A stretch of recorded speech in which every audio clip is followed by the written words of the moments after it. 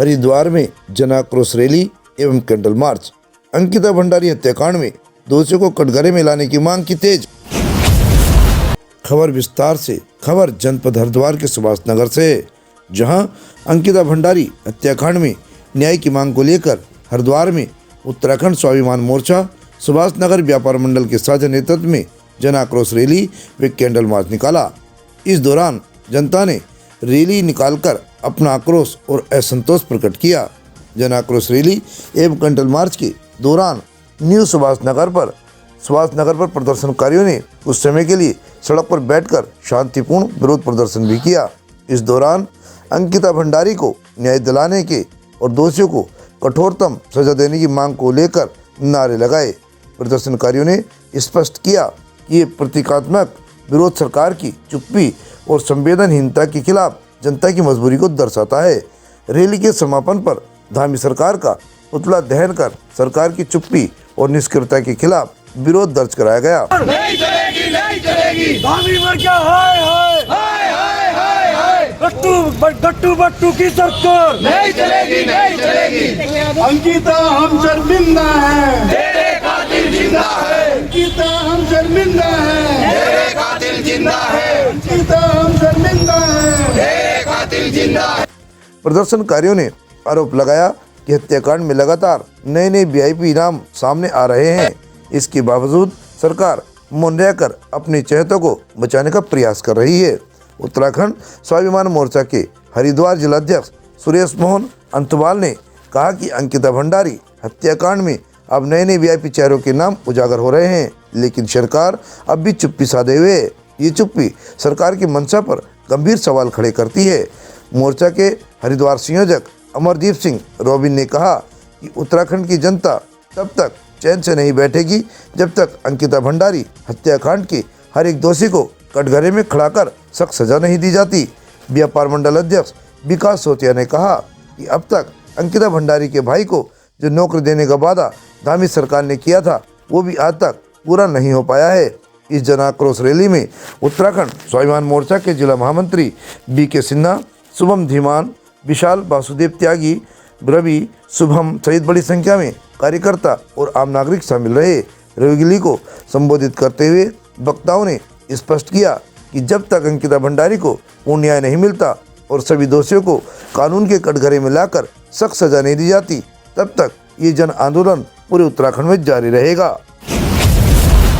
नमस्कार, आज हम आए सुभाष नगर में एक अंकिता भंडारी को लेकर एक धरना प्रदर्शन चल रहा है, जो सुभाष नगर व्यापार मंडल की ओर से कुछ लोगों ने धामी जी का पुतला फूंका और पुतला ध्यान करा। आइए हम कुछ बात करते हैं उन लोगों से। तेरे कातिल जिंदा है। देखिए, जनता को भी सब पता है, जनता अपनी पुकार लगा रही है सरकार से और जनता को खुद नाम भी ले रही है।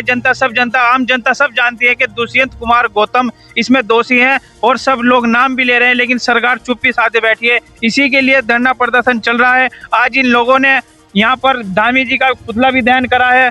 ओमवीर चौधरी जी, आइए कुछ बात उनसे भी करते हैं। भाई साहब, जितने भी ये भाजपा के नेता हैं यही क्यों निकलते हैं बार बार ऐसे कामों में? और कोई नेता क्यों नहीं निकलता? ये ज्यादातर भाजपा के ही हैं। जितने भी कांड हो रहे हैं पूरे भारत के अंदर की बात कर रहा हूँ मैं, उत्तराखंड की नहीं कह रहा, पूरे भारत की बात कर रहा हूँ। जहाँ भी ये कांड हो रहे हैं, बलात्कार हो रहे हैं और लड़की मारी जा रही है, ये सारे भाजपा के ही नेता क्यों निकलते हैं? ये कोई वजह होगी ऐसी क्यों होगी? क्योंकि पूरा राज्यों में भाजपा आ रही है, तो भाजपा को उखाड़ के फेंक दो भाई। यो हमारी बेटी थी, हमारी लड़की थी, यो सभी की थी, मेरी भी थी, तो सबको साथ रहना है और एक साथ रहो। सबको एक साथ रहना है और ध्यान रखना है इनका, विशेष तौर पर आगे आने वाले टाइम में कोई भी ना वोट ना दे, ना सपोर्ट करे, ना इन्हें उखाड़ के फेंक दो अब की बार। बड़ा जघन्य अपराध होने के बाद भी सरकार चुपचाप बैठी हुई है, दोषियों को सजा नहीं दे रही है। उन्होंने कहा था, सरकार की तरफ से आश्वासन दिया था कि इनके एक आश्रित को नौकरी दी जाएगी, जो आज तक भी नौकरी नहीं मिली। इससे ज्यादा बड़ा दुख दर्द क्या होगा? इसमें क्या गलती है? बेटी को न्याय क्यों नहीं सरकार दे रही है? हमारे लिए नहीं, सिर्फ बेटी वो हमारी नहीं, इस तरह की घटना किसी के साथ भी हो सकती है। जबकि गौतम जी जो है वहाँ उस समय उस दिन वहाँ मौजूद थे। उनके सामने क्या नाम बताया, दोबारा बताओ। दुष्यंत गौतम उस समय वो मौजूद थे वहाँ जिस समय ये प्रकरण हो रहा था, और उन्हीं की आवाज थी कि भाई हमको जो है सेवा मुहैया कराई जाए। इस वजह से इस अंकिता को लोगों ने जो है दरिंदे के रूप में इसको सर्वनाश किया, इस दरिंदा बेटी। तो प्रदर्शन में है, आइए उनसे कुछ बात करते हैं। क्या कहना चाहेंगे इस प्रकरण में? मैं ये चाहती हूँ कि क्या नाम अंकिता भंडारी को न्याय मिले। जब एक औरत कह रही है कि मेरे पास एविडेंस है, तो उस एविडेंस को सरकार कलेक्ट क्यों नहीं कर रही है, क्यों इससे पीछे हट रही है। हमें हमारे उत्तराखंड की बेटी के साथ ऐसा हुआ, आज उसके साथ हुआ है, कल हमारी बेटियों के साथ होगा, हमारी बहनों के साथ होगा। हम अपने ही राज्य में, अपने ही उसमें हम सेफ नहीं हैं। हमें मेरे को न्याय चाहिए। बस मैं ये चाहती हूँ कि मैं भी एक नारी हूँ और मैं उसका दर्द समझ सकती हूँ कि उसमें उस समय क्या बीती होगी।